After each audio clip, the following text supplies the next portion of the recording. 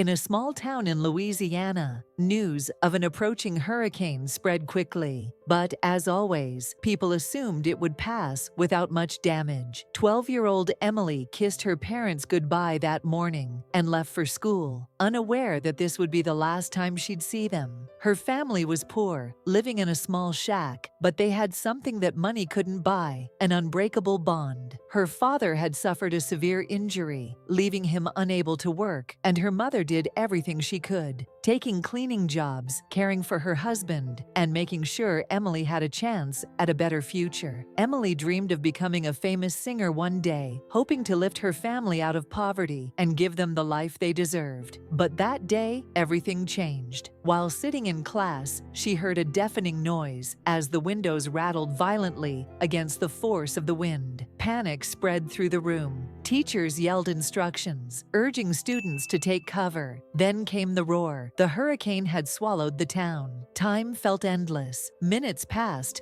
like hours. Finally, when the storm subsided, Emily had only one thought racing through her mind: are my mom and dad okay? As soon as the school doors opened, Emily bolted outside. But the streets were unrecognizable. Homes had been flattened, trees uprooted, and debris covered the roads. Her heart pounded in her chest as she ran, her legs fueled by sheer panic. When she finally reached the place where her home once stood, her knees buckled. All that remained was a pile of rubble. Her home was gone. Frantically, she searched the wreckage, her small hands clawing through the debris. Maybe they're trapped somewhere. Maybe they can hear me. Her voice cracked as she screamed at the top of her lungs, "Mom! Dad!" But the only response was the hollow howl of the wind. She ran to the rescue workers, her face streaked with tears, her voice trembling with desperation. "Please, find them." The rescuers exchanged sorrowful glances. One of them lowered his head before whispering,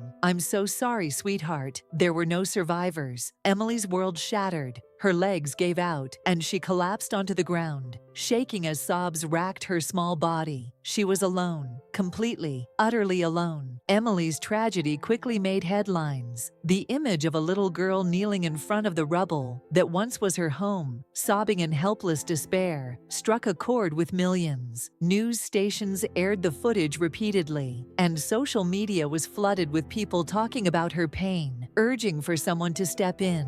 But behind all the noise, behind the cameras and the headlines, Emily's eyes held nothing but emptiness. The world, once warm and full of love, had turned into an endless void of loneliness. Beyoncé was scrolling through the news when the footage stopped her cold. Her eyes locked onto the screen, onto the tear-streaked face of a grieving child. She had faced struggles in life, fought her own battles, but nothing could compare to what this little girl had endured. How could a 12-year-old be expected to carry so much pain? Without hesitation, she grabbed her phone and called her team. "Find this girl, now." She wasted no time. Within hours, she was on her private jet, heading straight for Louisiana. As the plane soared through the sky, she replayed Emily's story in her mind. A father who had been unable to work due to his disability. A mother who had worked tirelessly to hold the family together. A little girl who dreamed of being a singer, only to have everything ripped away from her in a single night. By the time she arrived, the devastation left by the hurricane stole her breath away. The town was in ruins. Houses were reduced to splinters. Trees lay like fallen giants, and people stood by the wreckage of their lives, silently mourning. Some still searched for lost loved ones. And there, in the midst of the chaos, stood a tiny figure, barely visible behind the flashing lights of the news cameras: Emily. As Beyoncé walked through the crowd, whispers spread like wildfire. But she wasn't here to make headlines. The only thing that mattered at that moment was the little girl standing before her. Emily looked up, her teary eyes meeting Beyoncé's. For a second, there was no recognition, no excitement. She wasn't a child meeting a superstar. She was a child who had lost everything.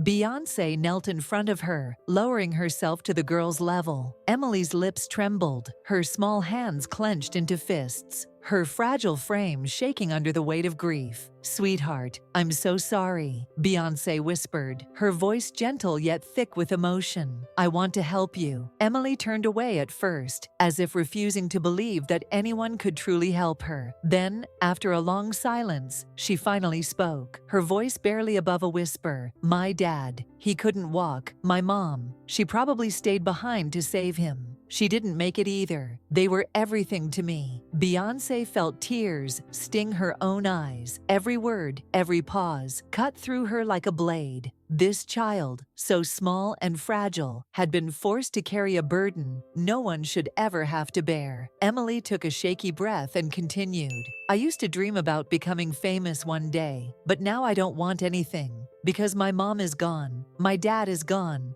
my home is gone."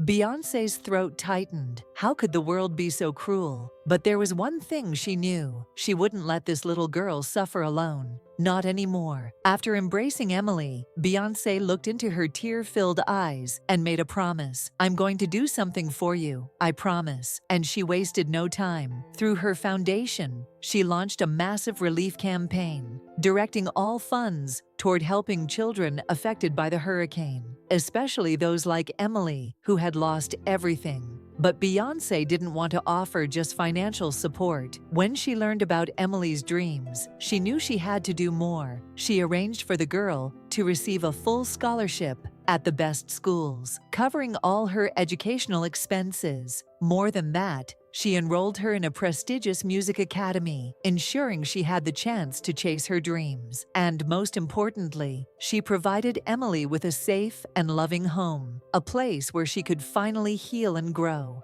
For the first time in what felt like forever, Emily didn't feel alone. Life had been a battle, but now someone was holding her hand, someone who truly cared. Months later, Emily stood on a stage, facing a small but attentive audience. Her hands trembled slightly as she held the microphone, but her heart was steady. In the crowd, standing proudly at the side, was Beyoncé, watching with a warm smile. Taking a deep breath, Emily's voice rang through the room, filled with emotion. "I always dreamed of becoming famous one day, but Beyoncé, you gave me something far greater than fame. You're not just a celebrity, you're my hero." Tears glistened in Beyoncé's eyes as she clapped, her heart swelling with pride. She hadn't just changed a little girl's life. She had given her hope, a future, and the strength to dream again. And for Emily, life was just beginning, filled with light, love, and the promise of a better tomorrow. No matter how dark life may seem, a helping hand can change everything,